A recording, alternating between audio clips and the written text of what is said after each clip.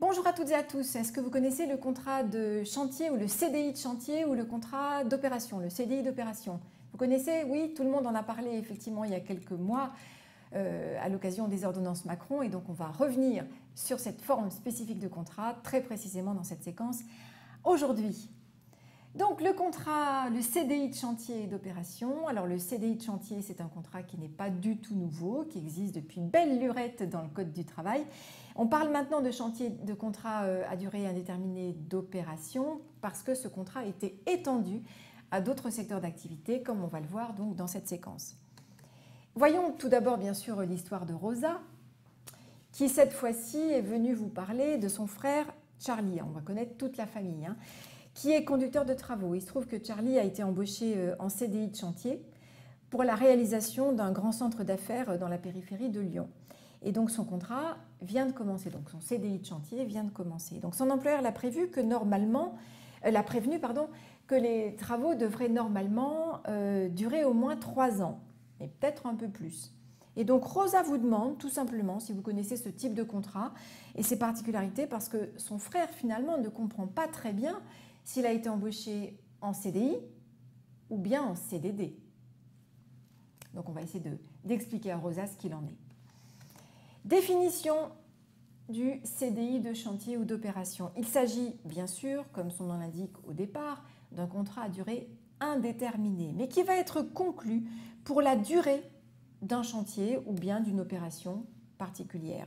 Et cette forme de contrat permet à l'employeur de recruter des salariés pour réaliser un ouvrage ou bien des travaux précis et dont la date de fin ne peut pas être exactement connue à l'avance. Et donc ce contrat pourra être rompu par l'employeur dès lors que le chantier ou que l'opération, que le chantier sera terminé ou que l'opération sera réalisée. Donc c'est une espèce de mixte entre effectivement le CDI et le CDD. Mais d'emblée, on dit bien, le postulat, c'est qu'il s'agisse d'emblée quand même d'un contrat à durée indéterminée, qui donc se terminera quand le travail sera terminé. Quels sont les employeurs concernés par ce CDI de chantier ou d'opération?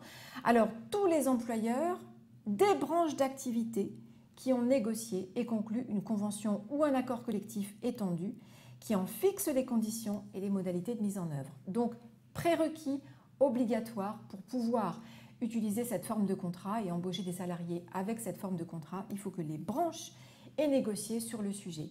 Ou alors, en cas d'absence d'accord, les employeurs concernés sont ceux des secteurs où son usage est habituel et conforme à l'exercice régulier de la profession qui y recourt au 1er janvier 2017, notamment le secteur du BTP ou de la construction navale. C'est-à-dire que soit on fait partie des secteurs d'activité qui avaient l'habitude de recourir au CDI de chantier avant l'entrée en vigueur des ordonnances Macron. Et donc, dans ces entreprises-là, il est clair qu'on n'a pas besoin d'un accord collectif qui irait nous préciser quoi que ce soit. On continue à appliquer le CDI de chantier comme on l'appliquait auparavant.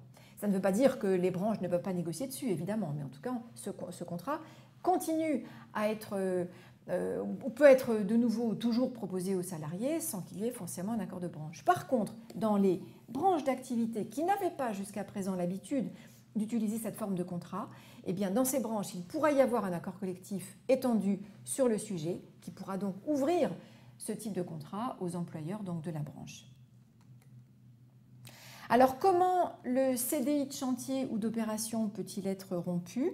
Alors, c'est très simple. En fait, on reprend ce que prévoyait déjà le Code du travail par rapport au CDI de chantier. La rupture du contrat, donc à la fin du chantier ou bien à la fois à la fin de l'opération réalisée, repose sur une cause réelle et sérieuse. Donc, en réalité, si vous comprenez bien, à la fin donc, du travail, l'employeur pourra licencier la personne avec un motif réel et sérieux. Bien évidemment, toute la procédure de licenciement devra être respectée. L'entretien préalable et les règles de notification du licenciement s'appliqueront comme pour un CDI classique. Mais on aura, et à la différence d'un CDI classique, on aura là précisément une cause réelle et sérieuse donc de rupture du contrat, donc de licenciement du contrat, qui sera donc fondée sur la fin du travail, la fin du chantier, la fin de l'opération pour laquelle le contrat a été conclu. Idem au niveau des de la procédure, hein, idem en matière de préavis. Donc on appliquera la même chose que ce qui est prévu pour la rupture du CDI classique, pour la remise du solde de tout compte, de l'attestation Pôle emploi, etc. C'est-à-dire qu'en réalité, on sera exactement sur le formalisme de la rupture applicable au contrat à durée indéterminée, donc sur les mêmes règles en matière de procédure que celles qui sont imposées pour le licenciement d'un salarié en CDI, avec juste une différence de taille, hein, c'est qu'on aura une cause réelle et sérieuse qui sera donc d'emblée définie par le fait que le contrat soit terminé, enfin que le chantier soit terminé ou que le travail soit terminé. Voilà donc ce fameux contrat de chantier ou d'opération. Donc on peut. Alors une dernière chose effectivement sur les indemnités qui sont prévues pour les salariés. Alors elles doivent être normalement prévues dans l'accord collectif ou bien dans le contrat de travail. Par rapport bien sûr aux indemnités de licenciement, excusez-moi. Hein. Ces indemnités doivent être prévues donc soit dans l'accord collectif, soit dans le contrat de travail. À défaut, on appliquera l'indemnité légale de licenciement qui sera versée aux salariés, donc comme dans n'importe quelle forme de licenciement classique. Comment dirais-je, pour lequel on est sur une cause réelle et sérieuse. J'y reviendrai hein, sur l'indemnité sur une séance ultérieure. Alors, peut-il y avoir rupture anticipée du CDI de chantier? Alors, il peut y avoir bien sûr annulation ou fin anticipée du contrat de chantier, donc avant la fin du chantier ou avant la fin du travail. Il faudra dans ce cas-là se reporter à ce que prévoient les conventions ou les accords de branche qui, normalement, doivent définir les situations dans lesquelles il pourra y avoir éventuellement donc, fin de contrat avant l'achèvement du chantier. On peut donc tout à fait répondre à Rosa hein, par rapport à la question que se posait ou que lui posait son frère Charlie. Donc, il est effectivement en CDI, hein, c'est... Précisément, il a dit lui-même un CDI de chantier, mais donc on n'est pas sur un CDD, c'est bien un CDI. Il n'empêche que, effectivement, Charlie peut se poser la question parce que bon, son employeur a dit à Charlie que le contrat allait durer au moins 3 ans parce que le centre d'affaires allait être quand même un certain temps pour le construire. Mais ça ne veut pas dire que le contrat s'arrêtera pile poil au bout des 3 ans, bien sûr que non. Si le chantier n'est pas encore achevé, le contrat continuera. Mais effectivement, une fois que le chantier sera achevé, eh bien Charlie pourra faire l'objet d'un licenciement pour cause réelle et sérieuse et son contrat donc, pourra être rompu,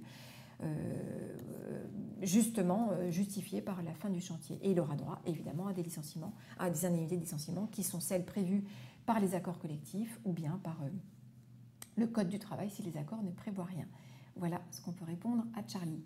Vous pouvez donc expliquer tout ça à Rosa pour qu'elle aille le transmettre à son frère, s'agissant donc de ce fameux contrat de chantier ou d'opération.